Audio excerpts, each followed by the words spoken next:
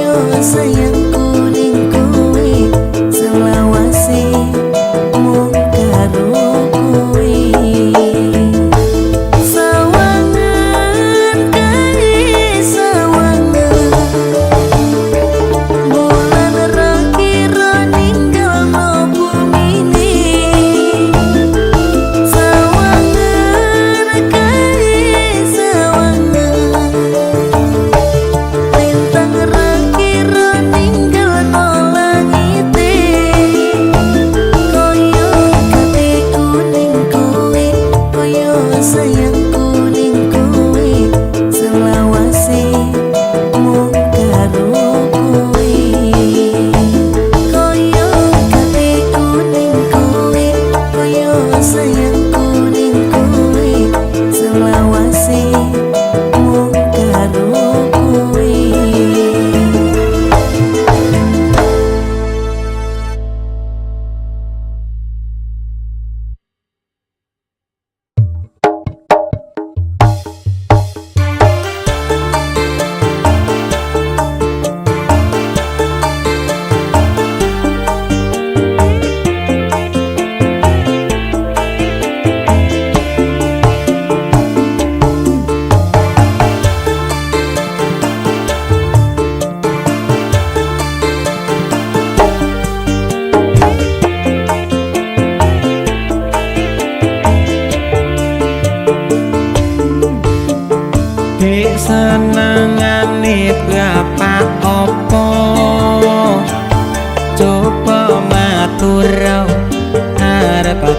tukokno senengane bapak singkong keju ombenane legen asri karo susu Dik senengane ibu apa coba ngomong arep tak tukokno yen ibu iku senengane koneko cukup gelang kalung emas 5 kilo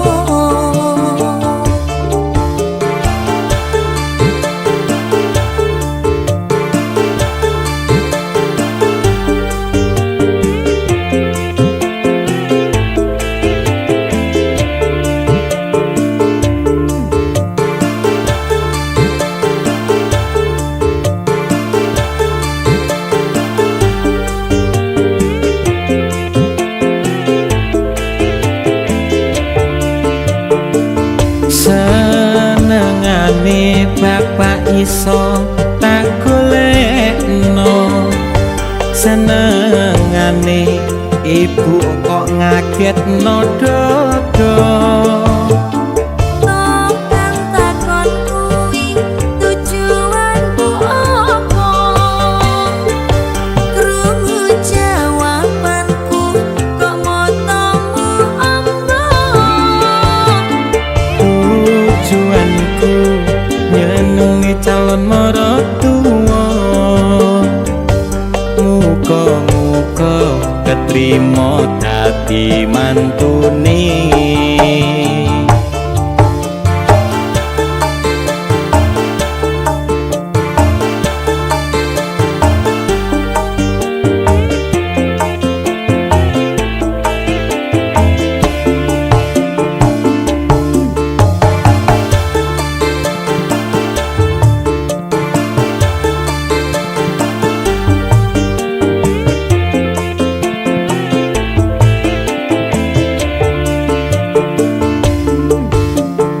Dik senengane bapak apa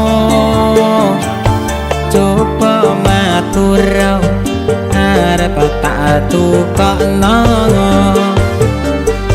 senengane bapak singkong keju ombenane legen asri karo susu Dik senengane ibu apa coba ngomong arep tak tukokno yen ibu iku senengane koneko cukup gelang kalung emas 5 kilo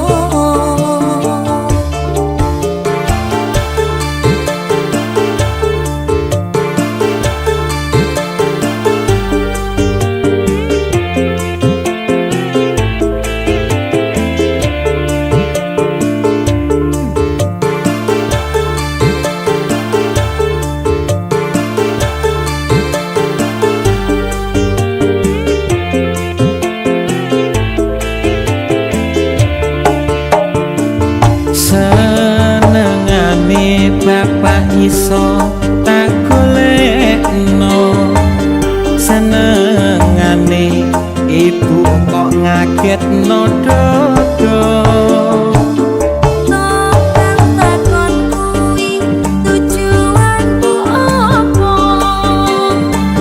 krungu jawabanku kok motomu apa tujuanku nyenengi calon maratuwa muga-muga ketrima dadi mantune muga-muga ketrima dadi mantune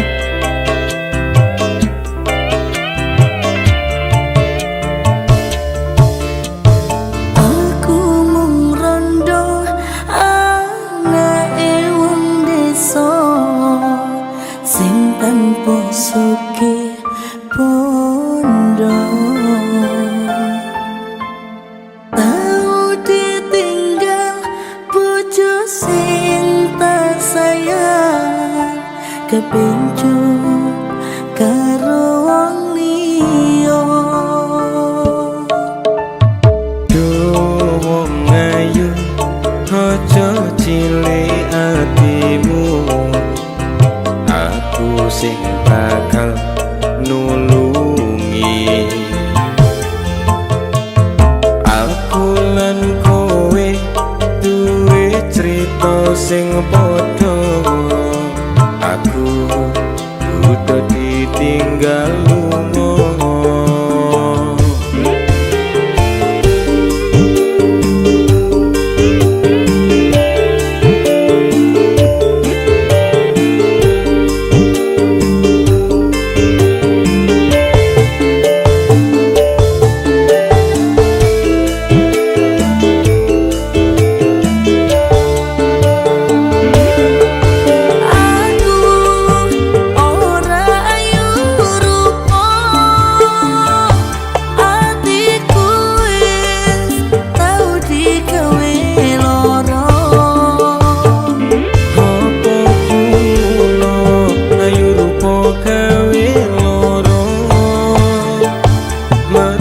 Sing tak tresno tinggal aku kawe loro.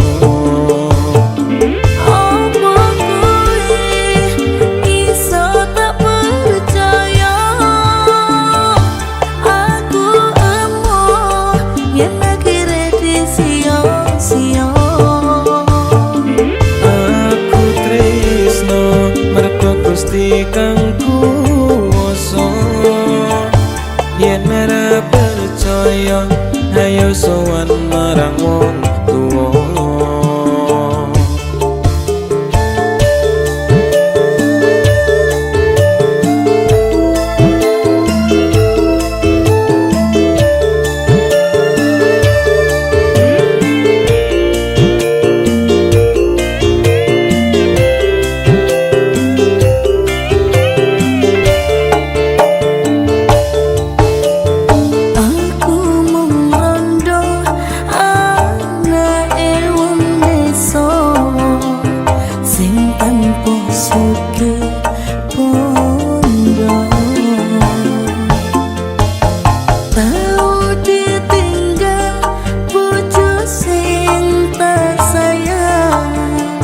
Kebencu karo wong liya. Duh wong ayu aja cilik atimu, aku sing bakal nulungi. Aku lan kowe duwe crita sing padha, aku udah ditinggal lunga.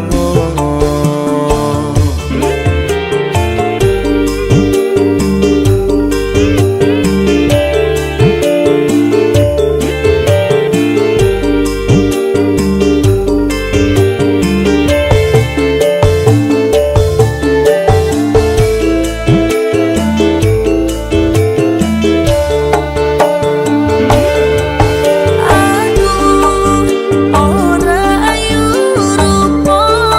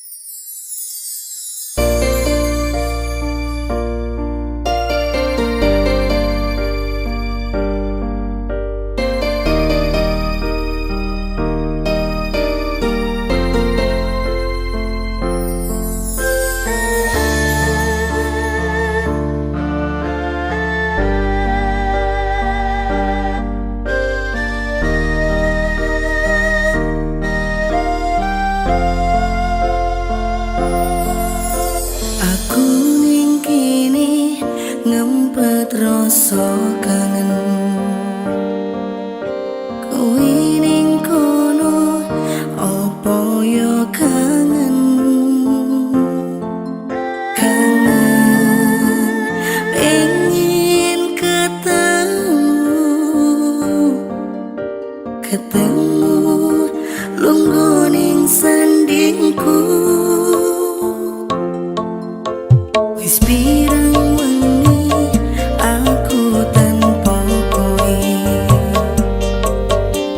ingin rasani ketemu karo kowe. Kapan aku lan kowe ketemu,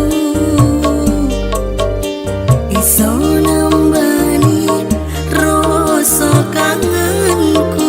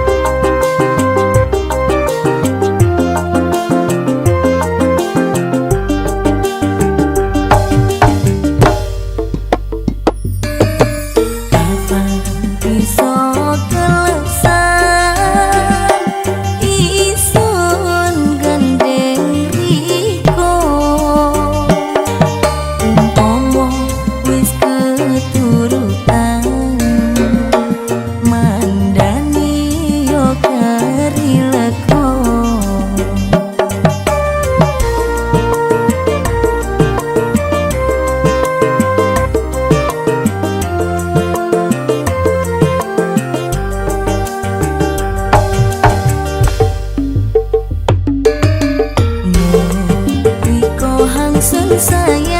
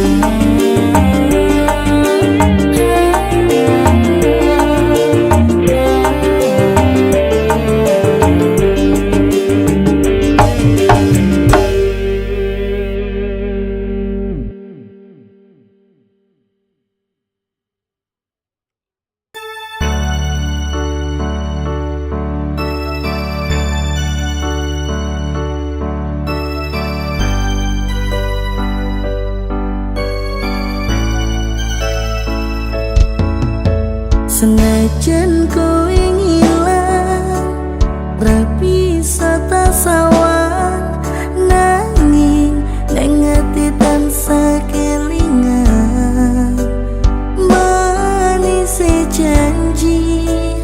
janjimu kuwi nglarani ati.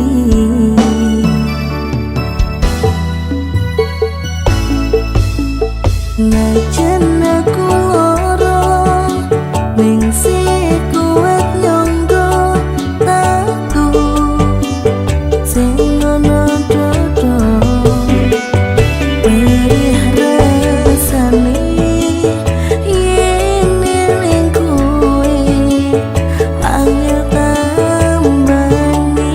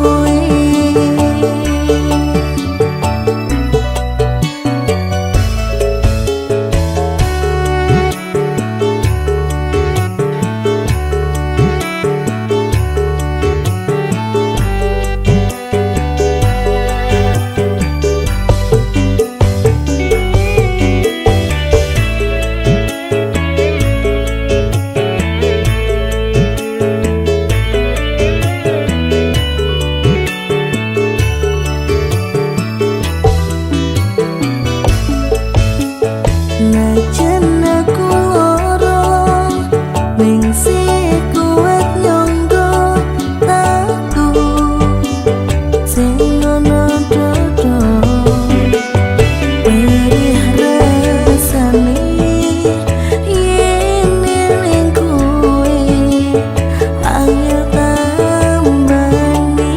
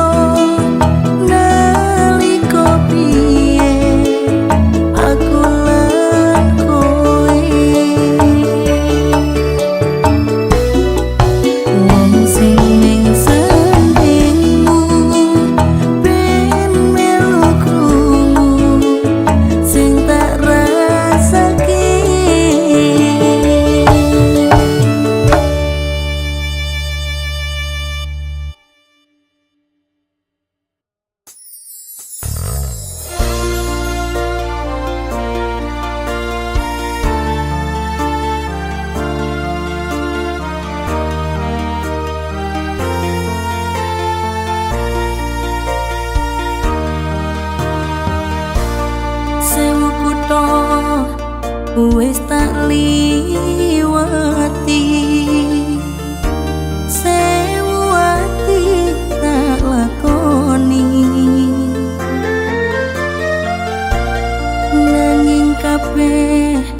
Dora ngerteni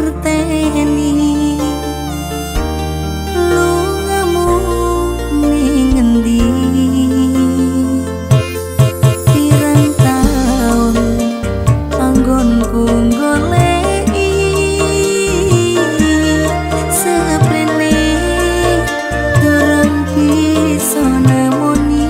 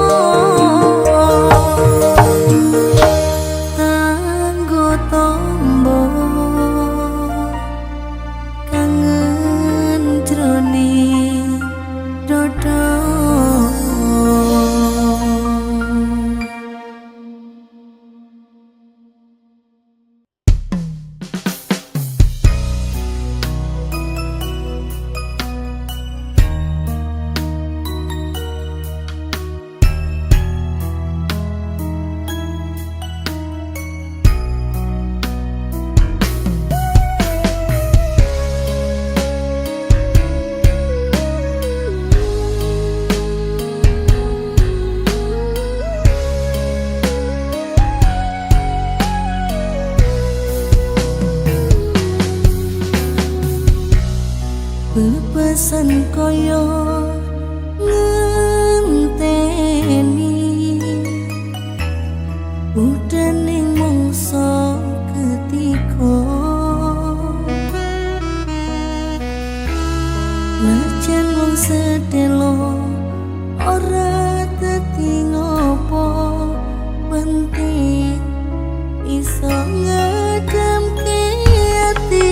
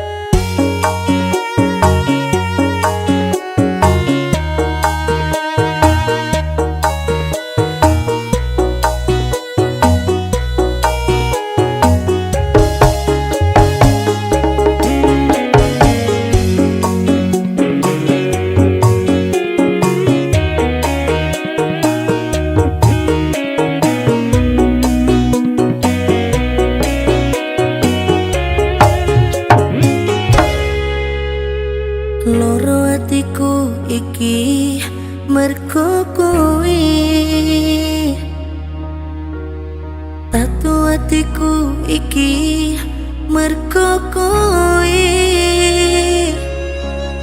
kowe sing tak tresnani gawe lorone atiku kebangetan kowe karo aku. Gede tresnoku amung kanggo kowe, gede rasa sayangku mung kanggo kowe. Nanging kowe teko karo aku, mutus tresnoku kowe milih liyane.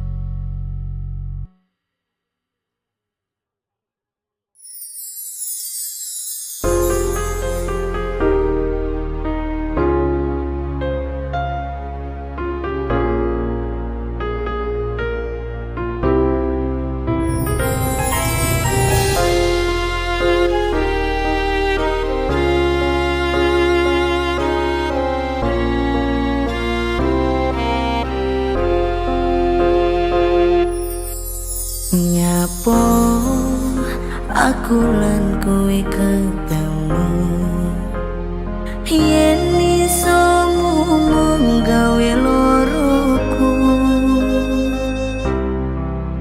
Apa iki wis nasibku duwe rasa mung sewates rasa merko atimu luwih ngepoti wong liya.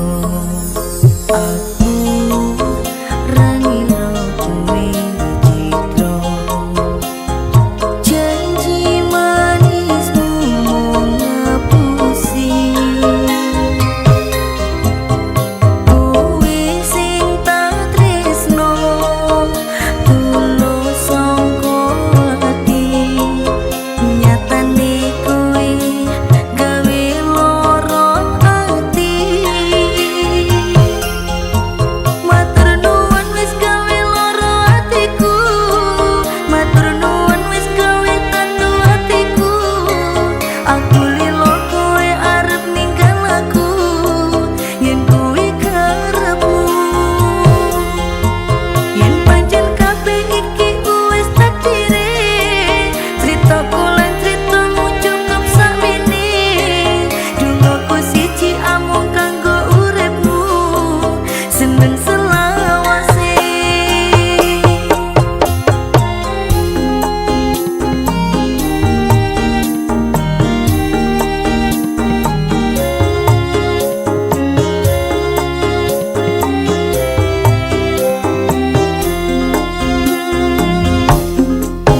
Nyapa aku lan kowe ketemu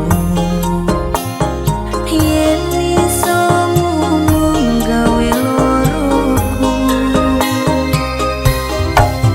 Apa iki wis nasibku duwe rasa mung sewates rasa merko atimu luwih ngepoti wong liya. Aku ra ngira kowe citra janji manismu mung ngapusi. Kowe sing tak tresno tulus sangka ati nyatane kowe gawe lara ati. Matur nuwun wis gawe lara atiku, matur nuwun wis gawe tandu atiku. Aku lilo kowe arep ninggal aku yen kowe karepmu. Yen pancen kabeh iki wis takdire, critaku lan critamu cukup sakmene. Dungoku siji amung kanggo uripmu, seneng selawase. Matur nuwun wis gawe lara atiku, matur nuwun wis gawe tandu atiku. Aku lilo kowe arep ninggal aku yen kowe karepmu. Yen pancen kabeh iki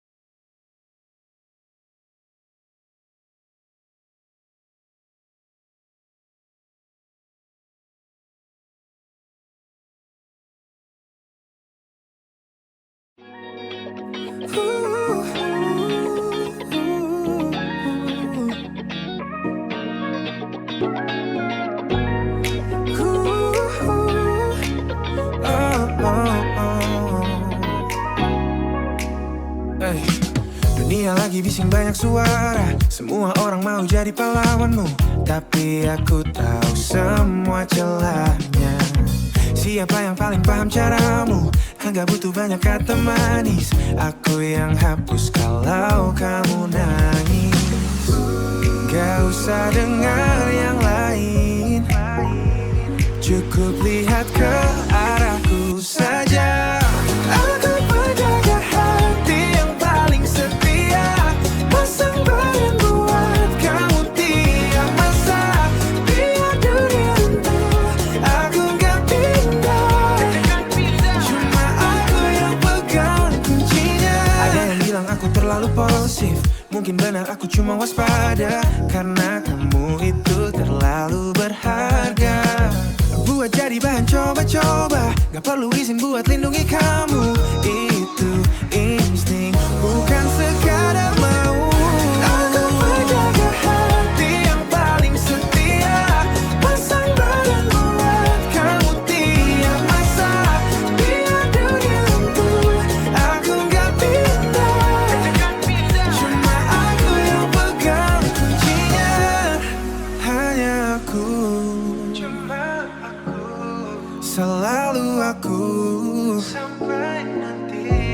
Gak ada ruang buat yang lain, aku kuncinya, aku pagarnya. Aku penjaga hati yang paling setia, pasang badan buat kamu tiap masa. Biar dunia runtuh, aku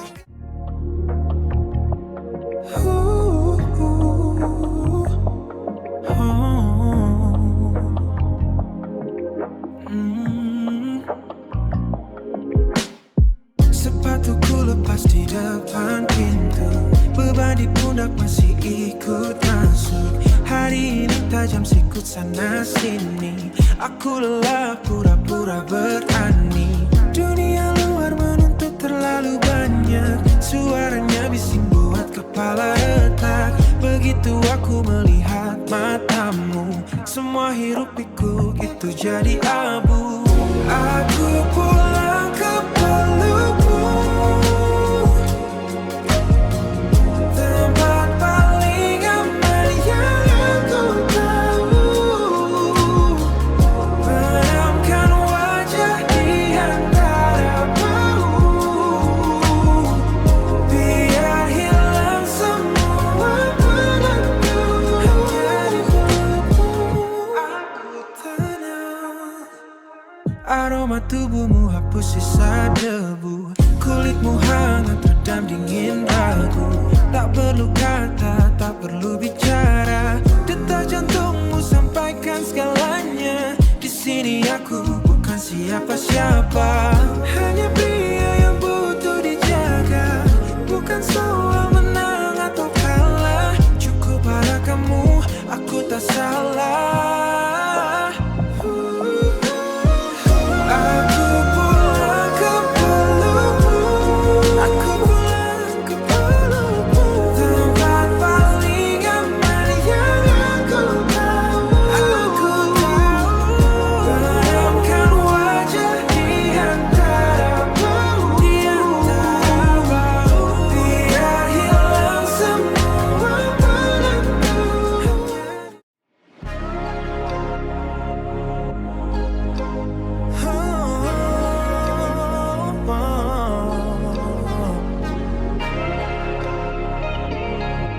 Memang sudah tertulis, harusnya tadi aku belok ke sana, tapi entah kenapa aku putar arah. Mungkin langit sedang atur strategi, biar kita bertemu di tengah lelah. Bukan rencana yang aku susun, bukan juga cuma keberuntungan. Semesta bekerja, ini bukan sekadar kebetulan. Garis takdir sudah tertulis rapi, jutaan jalan untuk aku lewati, hanya untuk berhenti tepat di sini, menemukan kamu.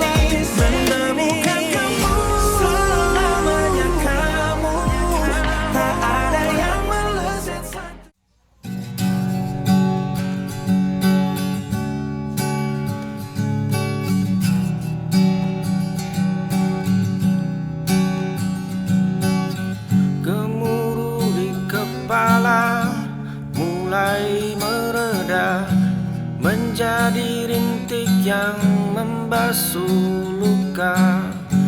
Ternyata gelap yang kemarin ku lewati adalah guru yang paling setia temani. Tak perlu lagi aku berlari sembunyi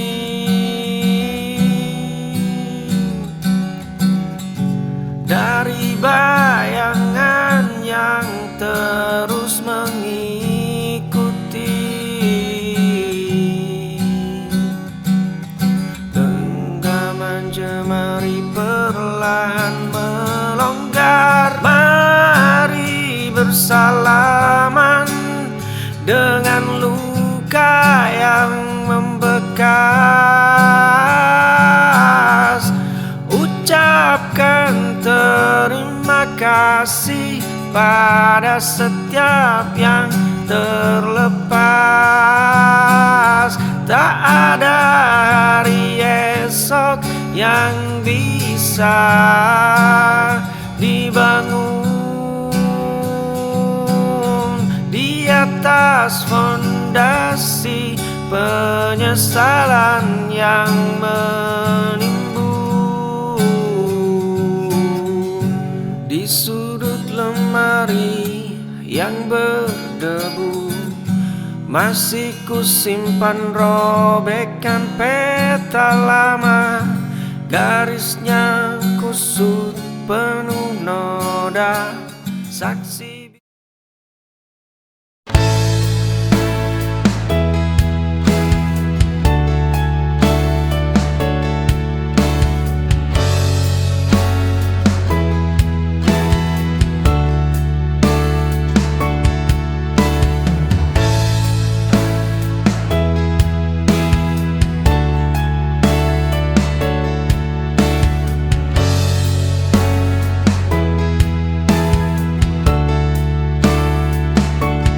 Aku berhenti mencari alasan lagi.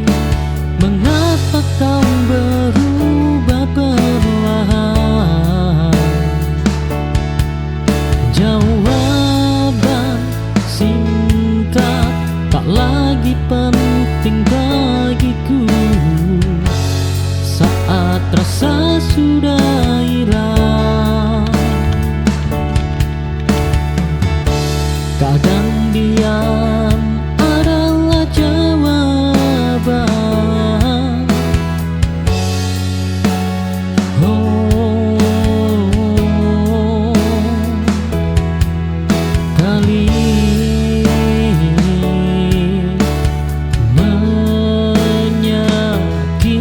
menyakitkan.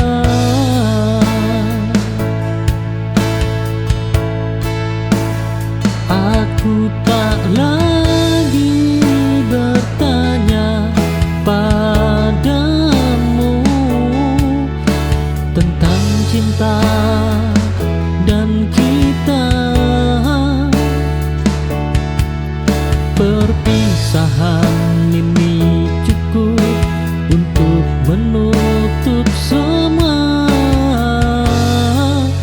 luka.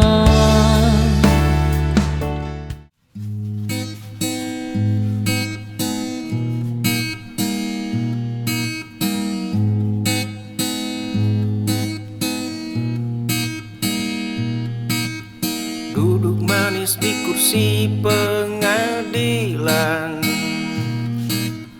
mengetuk palu pada setiap perbedaan.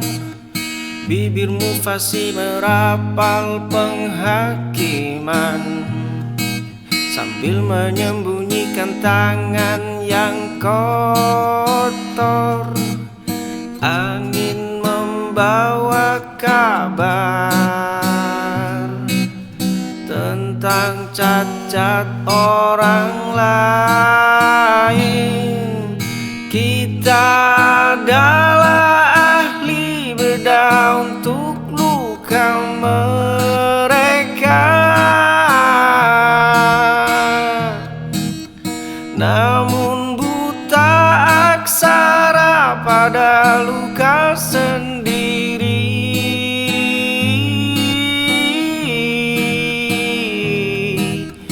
Setiap goresan kau beri lingkaran merah, seolah duniamu tanpa jelaga. Kau simpan catatan tentang daftar dosa milik mereka yang tak pernah kau sapa. Tapi saat angin itu berbalik, kau tutup pintumu. Kita adalah ahli bedah untuk luka mereka.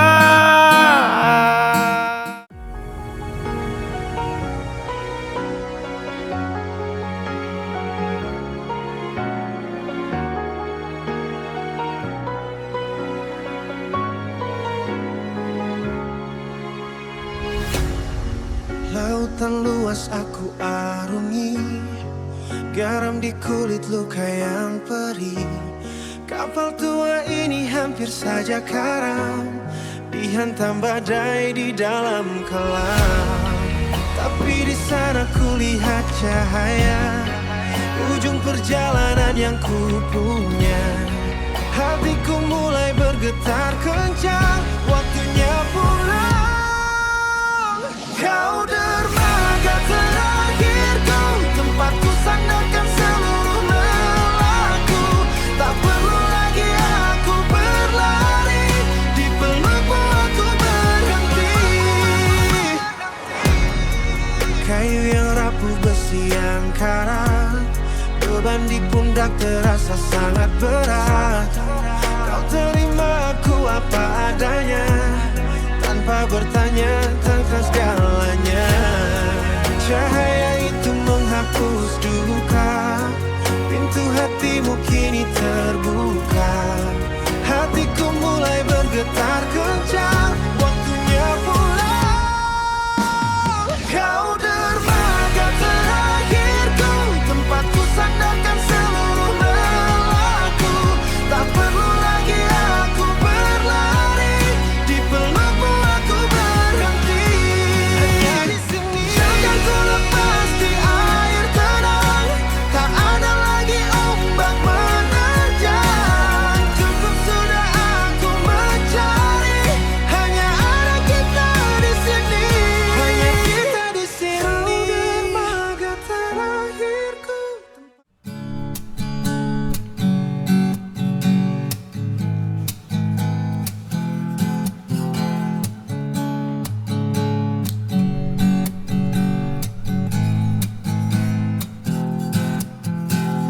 Lonceng pintu berbunyi, aku kembali lagi. Duduk di sudut yang sama di kursi kayu ini. Kau sibuk dengan nampan dan catatan kecilmu, berlari kecil di antara uap kopi yang membiru. Setiap kali langkahmu mendekat, aku terperangkap dalam sibukmu, dalam gerak lincah jemarimu. Ingin rasanya ku menjadi alasan di balik lelahmu, hanya untuk memastikan kau pulang dengan tenang. Kau datang menyapa, menawarkan menu yang itu saja, padahal aku sudah hafal setiap aksara di sana. Satu hitam tanpa gula, kataku sambil menatap matamu. Kau tersenyum tipis lalu berbalik meninggalkanku. Tapi bagiku setiap sajianmu punya rasa yang berbeda.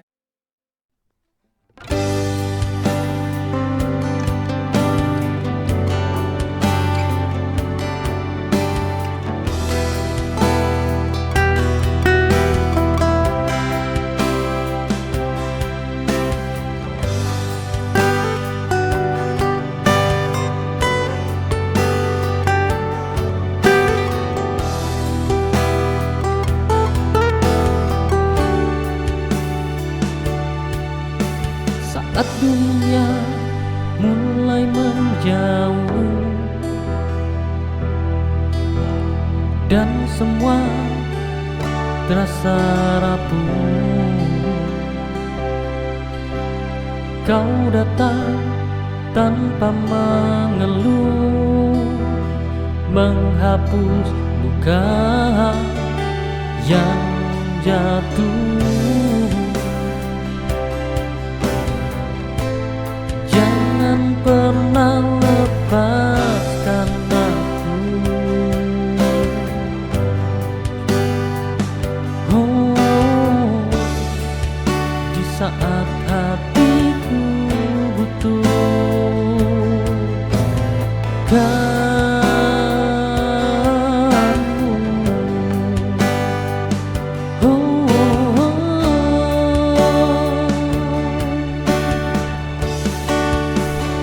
Kita lawan semua rintangan dengan cinta dan keyakinan.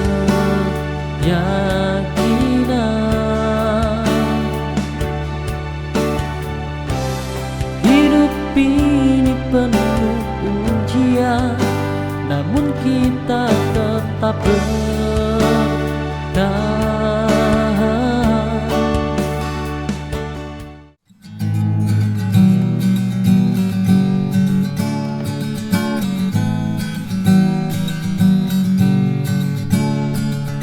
Kita adalah dua nahkoda di satu kemudi, mencari arah namun enggan berbagi posisi. Kau bangun bentengmu dengan batu yang keras, aku memahat egoku hingga semakin tajam. 1 inci pun tak ada yang mau bergeser. Lepaskan genggaman ini sebelum jemari kita patah, sebab memaksakan tetap tinggal hanya akan berbuah kalah. Lihatlah goresan di dinding yang kita buat, bukan lukisan indah tapi bekas luka sisa. Kalimatmu adalah pedang diamku tameng, kita bertarung setiap hari hanya untuk sekedar memberi jalan. Lepaskan genggaman ini sebelum jemari kita patah, sebab memaksakan tetap tinggal hanya akan berbuah kalah.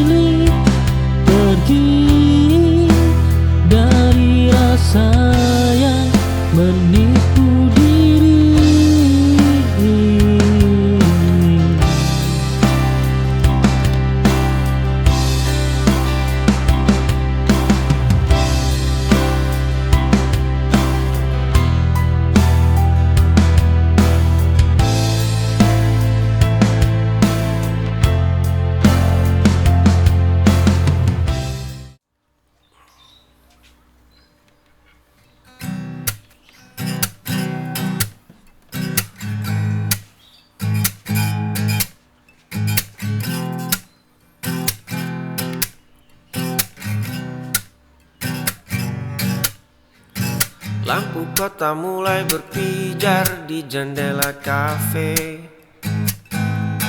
Kau duduk di sudut biasa dengan buku yang separuh kaku. Aku di seberang jalan terhalang kaca dan debu jalan, menghitung berapa kali kau merapikan rambut ke telinga. Ada ribuan kata yang tertahan di ujung lidah, namun biarlah mereka menetap membeku. Aku adalah pemuja di balik tirai, menjaga detak ini dalam diam. Tak perlu kau tahu siapa aku, cukup aku dan malam yang menyaksikanmu.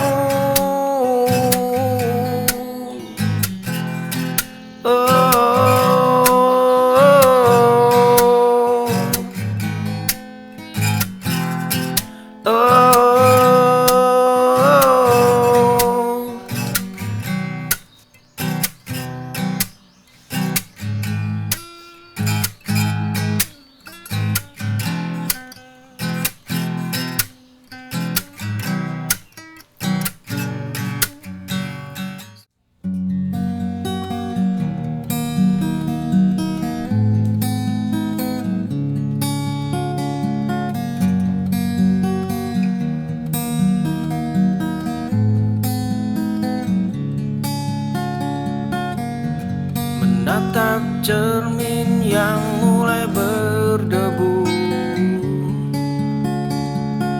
mencari wajah di balik topeng yang kaku.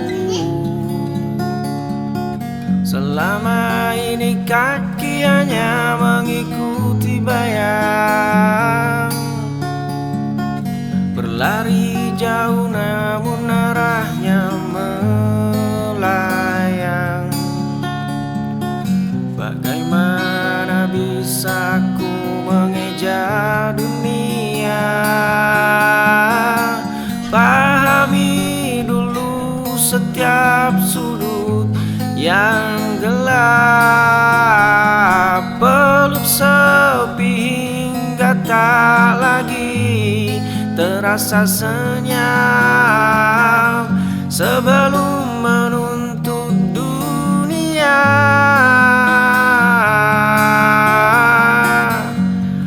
memberikan makna. Bukan tentang apa yang mereka bicarakan, bukan tentang standar yang mereka tetapkan.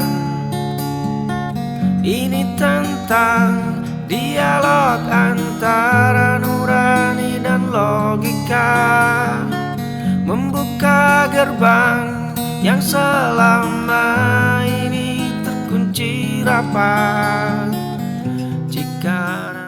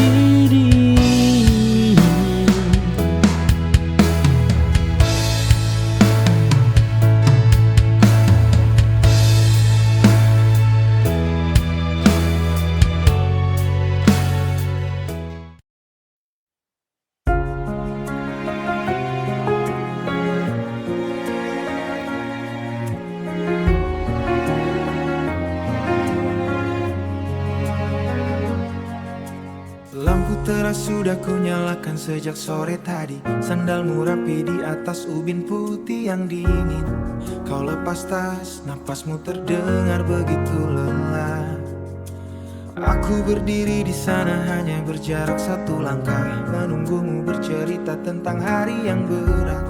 Tanpa perlu aku bertanya apa yang terjadi. Aku akan jadi orang yang paling percaya saat seisi bumi mulai meragukan langkahmu.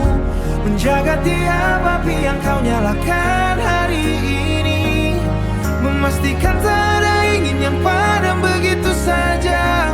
Tepat satu saf di belakangmu, menjaga punggungmu dengan doa yang paling tulus. Tadi kulihat catatan kecil di meja kayu, daftar panjang rencana yang kau tulis dengan ragu. Jangan dihapus, jangan pernah kau lipat kertasnya.